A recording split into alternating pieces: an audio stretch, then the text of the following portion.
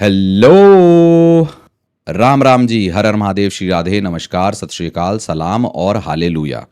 तो जी, मैच हो गया है खत्म और revenge is a dish which is best served cold.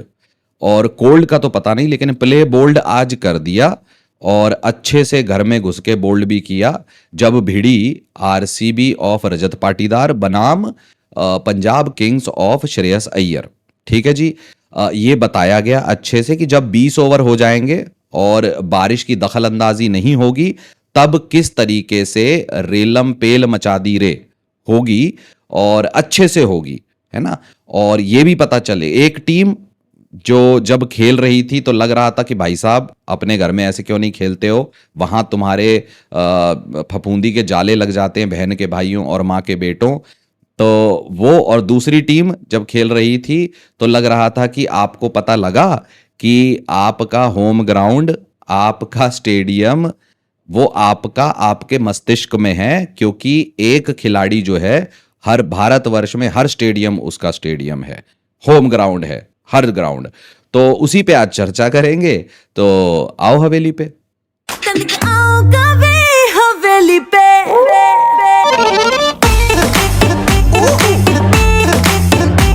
हवेली पे आ जा, हवेली पे आ जाना। हाँ, हवेली पे।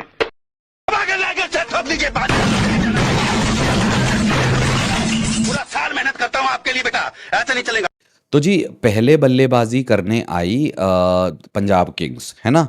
अब उनके जो दो टुल्लेश्वर महाराज हैं, दोनों ने अच्छे से बनाए, है ना। प्रियांश आर्या ने बढ़िया मारा 15 पे 22 और प्रभ सिमरन ने मारा 17 पे 23। ठीक है, बढ़िया शुरुआत दी।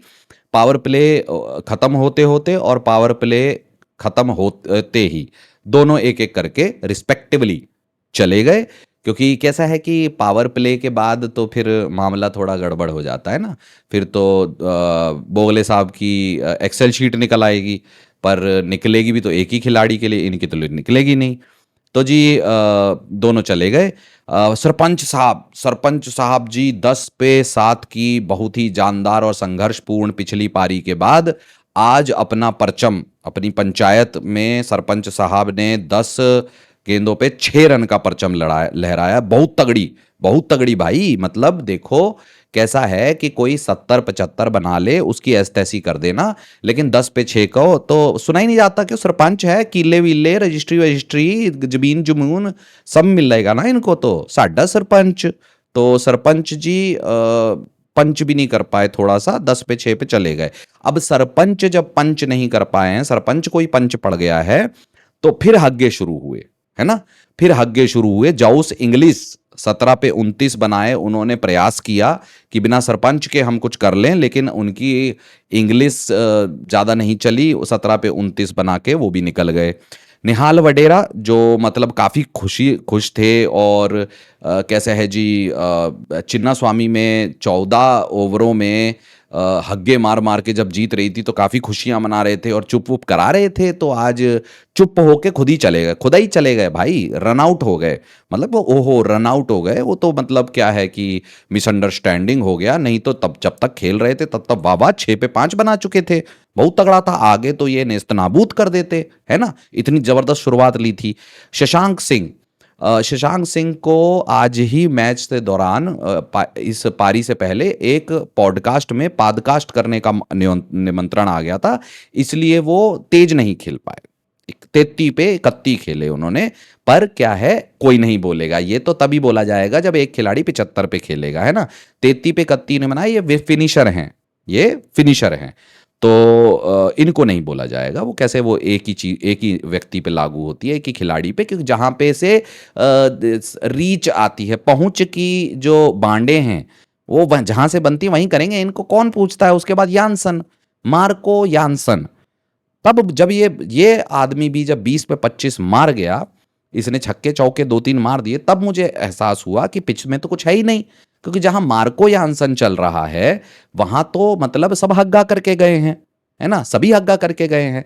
मार्को यानसन का चलना, जिसका 110 का स्ट्राइक रेट है ऐतिहासिक तौर पे आईपीएल में, है ना। तो मार्को यानसन ने 20 पे 25 मारे और इस लिहाज से 157 का लक्ष्य मिल गया।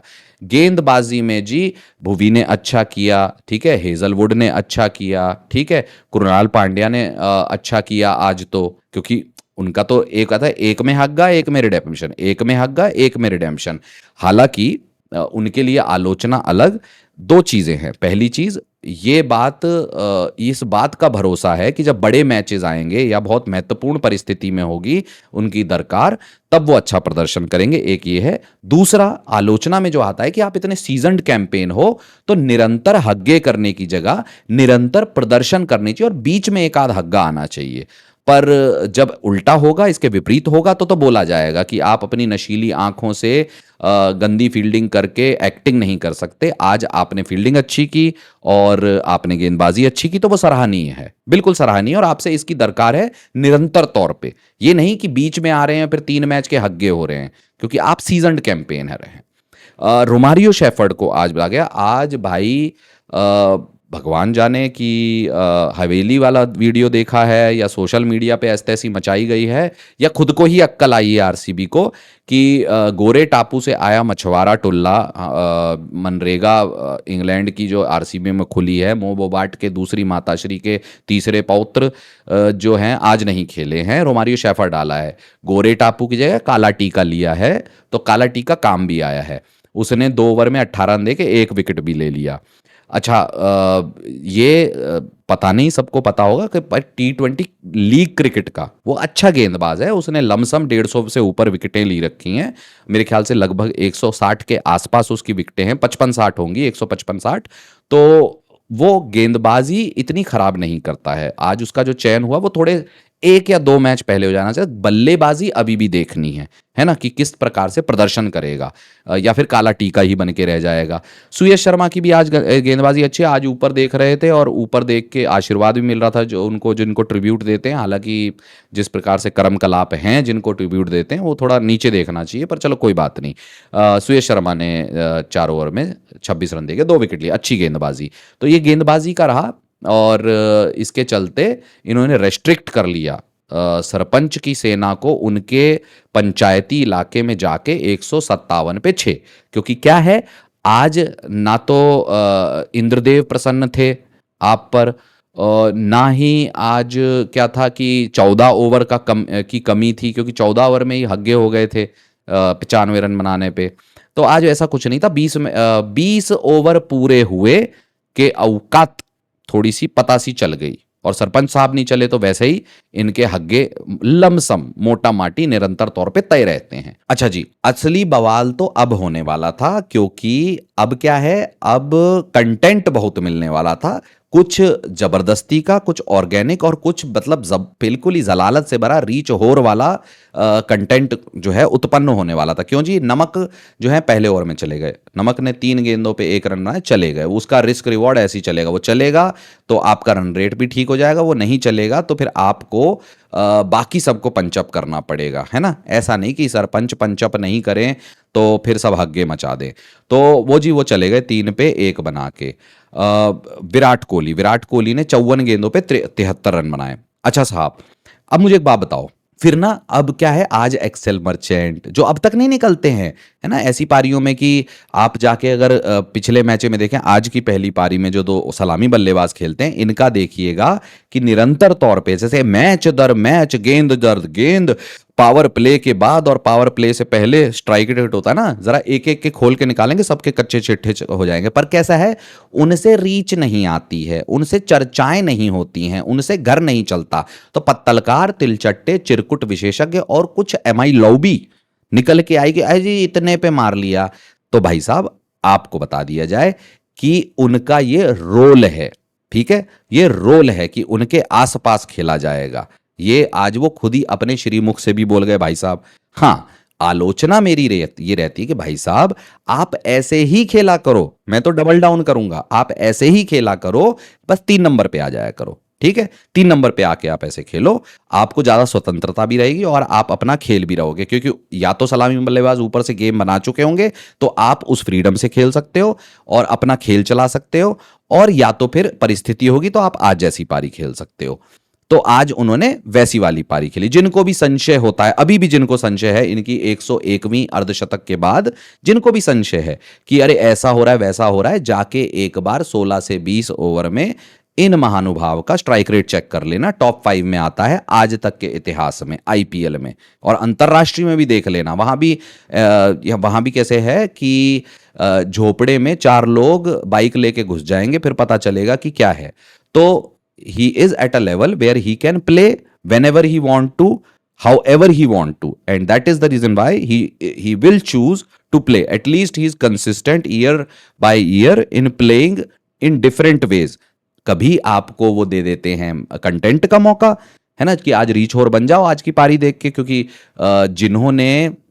जिनको क्रिकेट का ज्ञान एक तो लॉकडाउन में आया है, जब सब घर में बंद थे और पापा बल्टे मार रहे थे छोटे छोटे नन्नू बच्चों को, और क्रिकेट देखना, और एक रीलों से आया है और एक एक्स से आया है कि जहाँ स्टैट में फिल्टर लगा के ये फलान ढिमकान, और एक दोगले साहब की एक्सेल शीट से। यहाँ से जिनको क्रिकेट का ज्ञान आया वो सिचुएशनल नॉक या फिर role defined by the team वो समझ नहीं पाएंगे। तो अब इससे ज़्यादा उस पर तो अपना श्रीमुख से निकले वक्तव्य बर्बाद नहीं करने चाहिए।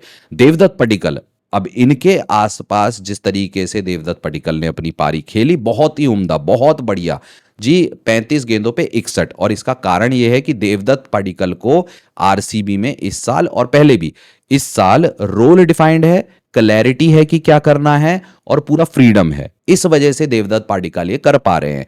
राजस्थान रॉयल में जब वो थे, आप देखिए किस प्रकार से रोल, क्लैरिटी और क्या करना है और कब करना है वो नहीं बता रहे थे, तो विफल भी दिखे।